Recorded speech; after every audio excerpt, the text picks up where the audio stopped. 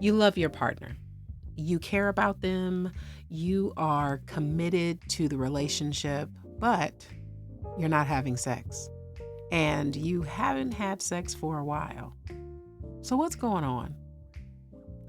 Hey, lovers, this is Stacey, and welcome back to Sex in Real Life, where we have honest conversations about sex, intimacy, and relationships beyond 40. If you are tired and tips and tricks that do not address what's actually happening in your body and in your bed, you are in the right place. Today, we are talking about sexlessness in otherwise loving relationships. So, we're not like talking about relationships that are falling apart or where the love is gone. We're talking about sexlessness in relationships where it is obvious that there is still so much love there, but there's no sex. And I think that there are 5 reasons that this happens. So, let's get into it. So, reason number 1, health and or medication issues. So sometimes sexlessness has nothing to do with the relationship at all and everything to do with your body or your partner's body. I'm talking about chronic illness, pain, hormonal shifts, medications like antidepressants or diabetic medications, and these things can lower desire. And sometimes these things can make sex very uncomfortable. They change how your body responds. It changes how you feel emotionally. So maybe you're dealing with menopause or perimenopause. And let me tell you, as someone who is currently in a relationship with Perry, it is no bueno. The hot flashes, vaginal dryness, hormonal chaos, like those things really do a number on libido. You could be experiencing or navigating erectile challenges. Again, diabetes can cause vascular issues that make erections challenging to achieve and maintain. Blood pressure medications work similar sometimes. They can really wreak havoc on, how the body performs and how the body does regular activities. So adding sex on top of that can just, anyways, you get what I'm saying. Or maybe you're on antidepressants. And one of the things about antidepressants that a lot of people experience is they can flatten your sex drive, like flatten it entirely. If you're experiencing any kind of health issues or side effects from medications, you know, sex can become painful. Penetration might hurt, or there might be stiffness in the joints. And there's just so many things that can happen physically, whether it is just from living long enough or, having some conditions that require prescriptive intervention. Those things can really just do a number on sex. So, when your body is saying no, for whatever reason, you kind of have to stop having sex. That might be your reality, which has nothing to do with your partner, nothing to do with the relationship. It is just physically where you're at. So that's reason number 1.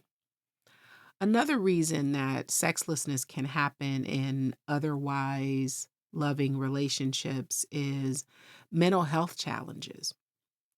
Because, the body follows the mind. And when things are weighing on you emotionally or mentally, it affects sex as much as physical health does. So, again, we can be talking about depression or anxiety or, trauma history or body image issues. These things can reduce the interest in sex. And not because you don't love your partner, but because your brain is focused on survival and not pleasure. And let me just say that we often forget, or maybe we don't even know, but we often forget that Homo sapiens are a fairly young species in the big scheme of things. When you think about like how old the planet is and how old the universe is, we are pretty young. And so while we have all this modernization at our fingertips and, we no longer live on the land, we have homes and indoor plumbing and meal prep, right? Like we've got all these modern things, but our brains are still wired for survival, and which is different than pleasure. Not to say that pleasure can't make survival better and easier, but our brains are wired for survival. So when you are depressed or anxious, desire takes a back seat. Not all the time and not for everyone, but a lot of the time. So it's not that you don't want to have sex, like in theory. It's just that your brain chemistry is trying to make sure you're okay. So, feeling anxious can make sex feel overwhelming. There's so much to think about. And then there's the vulnerability. And then, you're naked, you don't have pockets, right? Like all of those things. And if you have experienced trauma, sex can feel unsafe. Even if you're with someone that you really deeply love and who you feel deeply loved by, the relationship itself does not automatically tell your nervous system that you are safe, right? And sometimes the origin of the trauma does not have to be sexually induced. It could be a different kind of trauma. It could be you had a car accident and maybe you were okay, but it was still scary as hell. It could be that, you got chased by a dog. I mean, that sounds very simple, although I say this as someone who got chased by a dog as a kid and had a time getting over that. It took me a minute, but it sounds simple, but anything that puts you in a state of feeling unsafe can really fuck up sex. So, and sometimes that unsafety does come from a sexual trauma. It can be from having someone force themselves on you or, rape. It could just be inappropriate touch. It doesn't even have to go as far as, rape or penetration or whatever. It could just be that somebody touched you, you know, um, even on your shoulder with all of your clothes on, and it felt fucking creepy. It doesn't matter like how insignificant it might seem to someone else. If your nervous system is feeling unsafe, that can really make sex difficult or impossible to follow through on. The same thing is true if you struggle with body image issues. If the idea of being naked with someone, even if it's someone you love, if you are struggling with how you currently look, again, it doesn't even have to be a lifelong struggle. It could be just trying to adapt to seeing your body older. And we probably should do a whole episode on that. So we're not going to unpack it completely today, but just seeing yourself. And it's one of those things that you don't know when it happens, right? Because a lot of the time, what we see in the mirror, our body takes a picture and shows us the same picture every day until there is something so different. And by so different, it doesn't have to be like a full body difference. It could be something changes in the image, and then your brain will show you a new image. Consequently, when you are aging, sometimes you look in the mirror and see the same face. And then one day you look in the mirror and you're like, wait a minute, when did my jowls start hanging way down here? Like it could be like, when did I get these little tiny lines, in the corners of my eyes? It could be like, if and this is my experience, like it could be, when did I start needing to pluck hairs from my chin? Right? Like it doesn't have to be drastic things.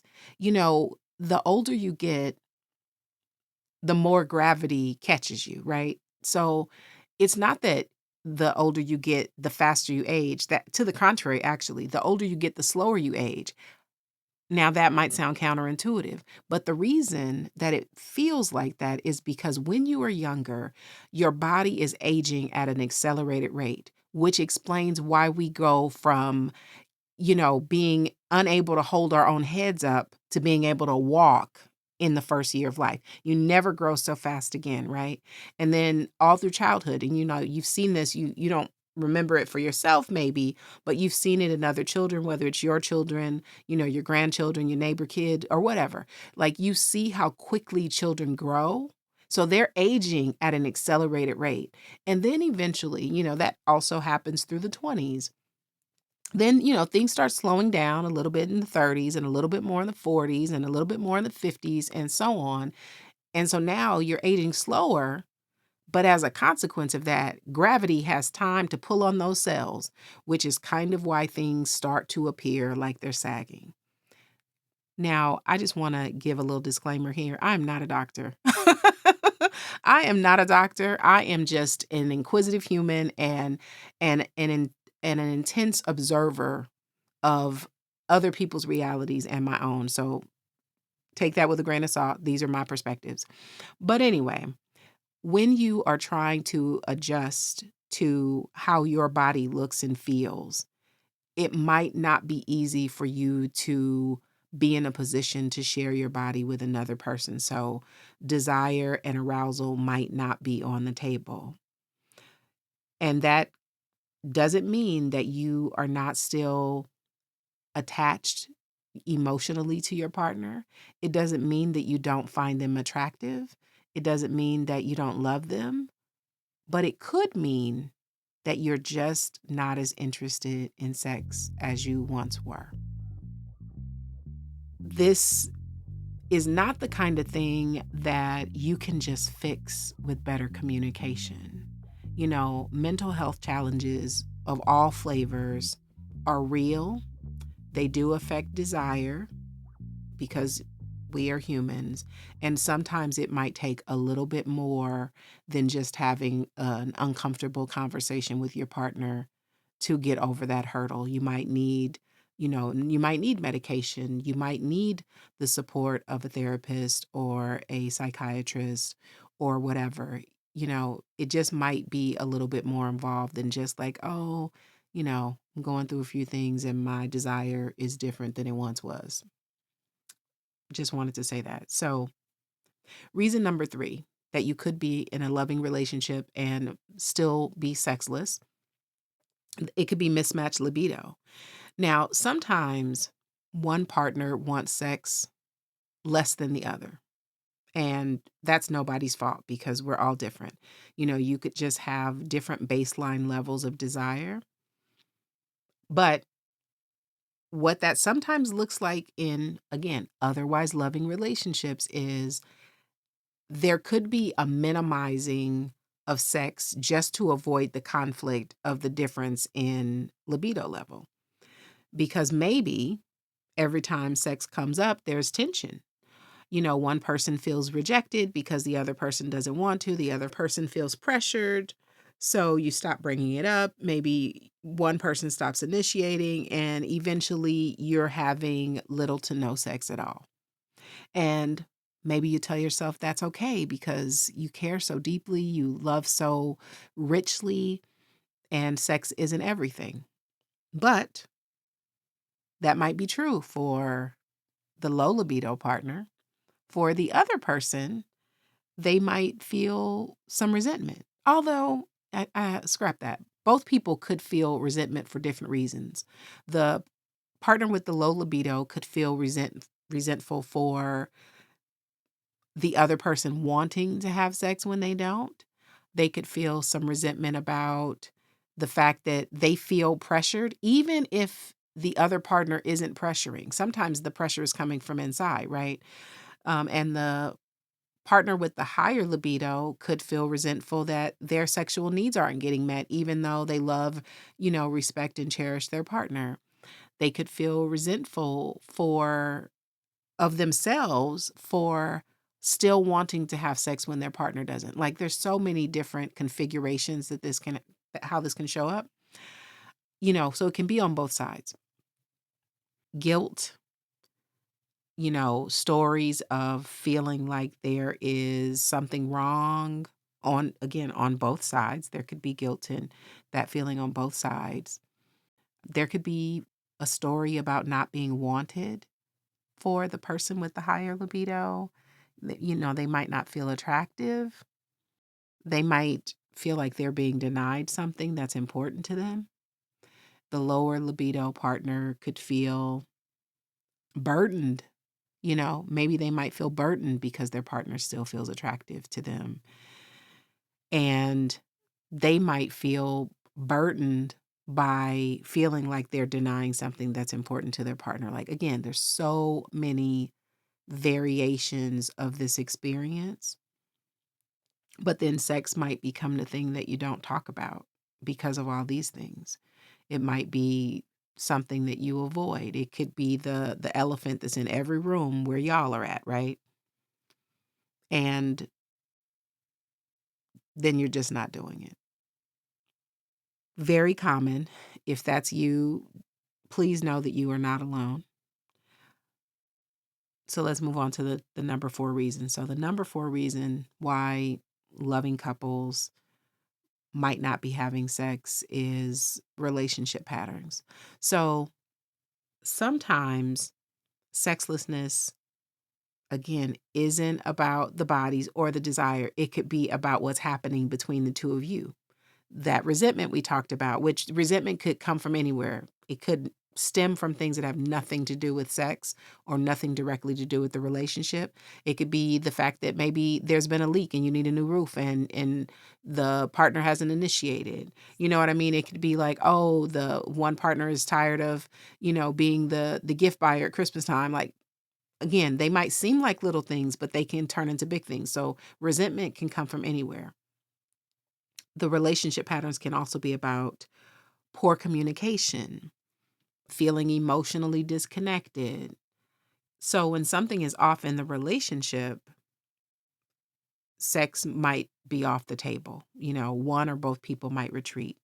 There's unresolved conflict, if there's some hurt that hasn't been addressed, if again, if you could be angry about something that's completely unrelated to sex and it just affects your willingness, intentionally or not intentionally, because it's not always on purpose. It could just impact the willingness to have sex. And I think that communication is often the source of, you know, when relationship patterns, whatever the origin story of the pattern, it usually comes down to communication.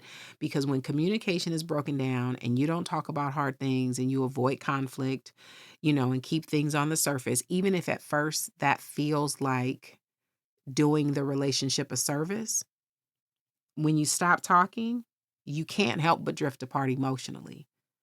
When you stop talking, you end up living, these seemingly parallel lives, which again, you could be still loving your partner so much. You could still be as attracted to them as the first day that you met. You could be very sexually attracted to them and only them. But if there are other things going on in the relationship, places that you're not wanting to look because you don't want to cause problems or you just don't want to do a heavy lift or whatever the reason is, it will eventually impact your sex life. And, those things can make sex feel empty or obligatory or like one more thing that you're supposed to do. And eventually you'll just stop doing it. But you still might tell each other you love each other every single day. That could happen because, again, humans wired for survival. We will go out of our way to do whatever it is to make us feel safe and comfortable, even if that looks like, putting a damper on our sex life or adding weight to the relationship. So, reason number 5, life stages.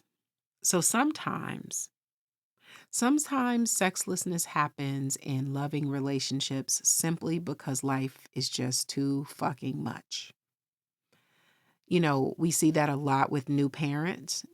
Sometimes when parents are new to parenting, sexlessness happens, but it happens older too, right? There are, intense work periods, or, if you're in this stage beyond 40, you might be caregiving aging parents. So now you're spread thin, you're managing more than one household. It could be that, even being an empty nest, there is the grief that comes when the kids leave. And then there is the trying to make sure they're okay, like while they're in college or while they're, starting out on their own, and all the things that come with that. Spread thin, overwhelm. These things can really drain your energy. And when energy drains happen, we shift our priorities. And sometimes sex falls to the bottom of the list. Not that you don't care about your partner. It's not that you don't love them. But if you're exhausted, if you are touched out and tapped out, if you are managing 50 million things, you just don't have the bandwidth that sex requires just to do it, or maybe just to go through the motions, right? Like, it doesn't even have to be like highly skilled sex. Even the bare minimum sex can feel like too much.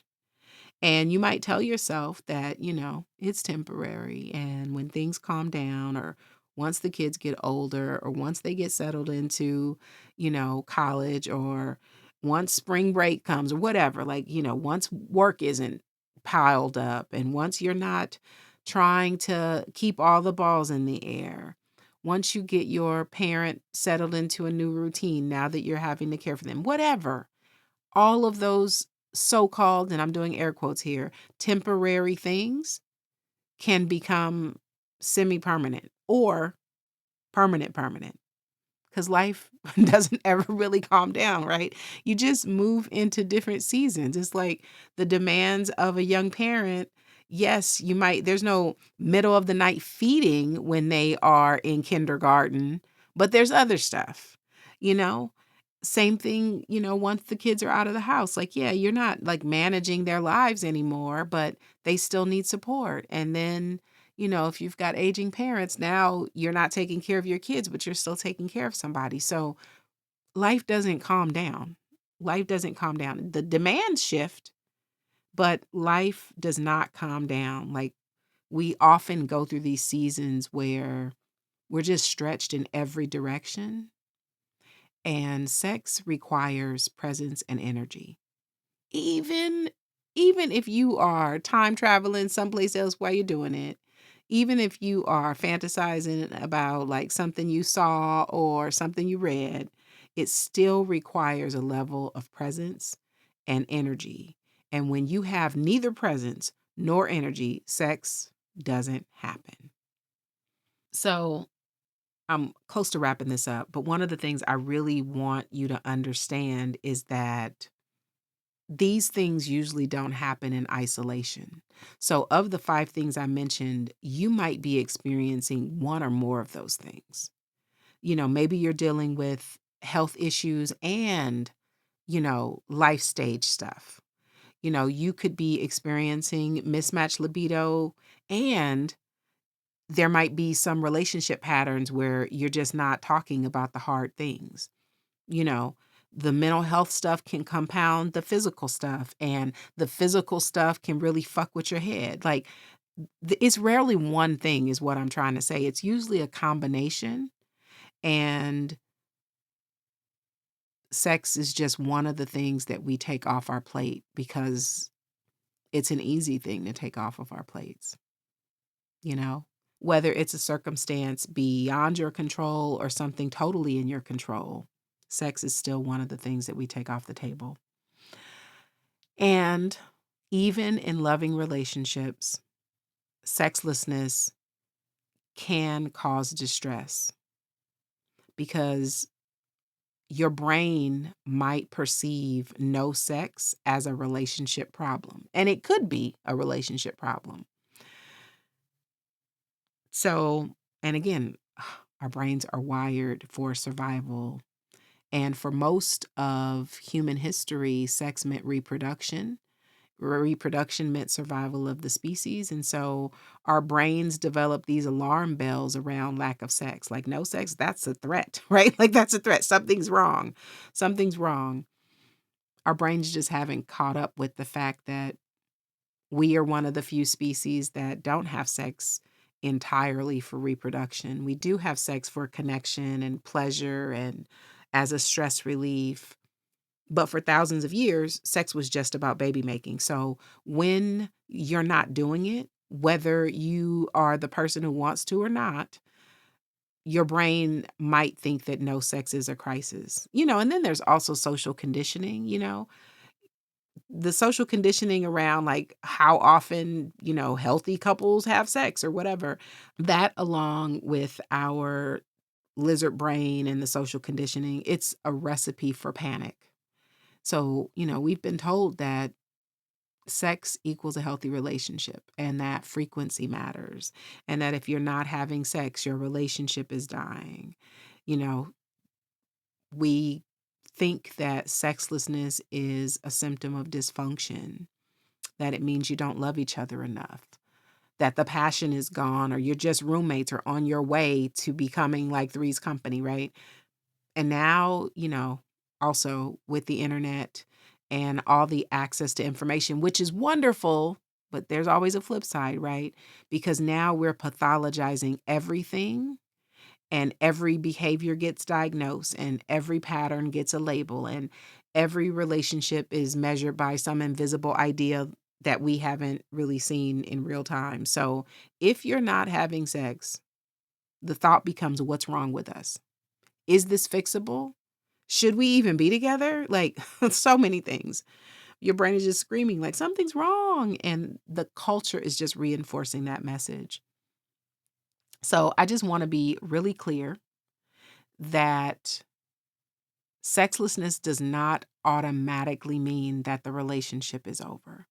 You can have a long, healthy, loving relationship that does not include traditional sex, whatever that means for you. Some couples consciously make the decision to take sex off the table, and that's okay. And in other relationships, sex is very important, you know, not only as a measure of love, but, a measure of whether the relationship is working or not. It's different strokes for different folks.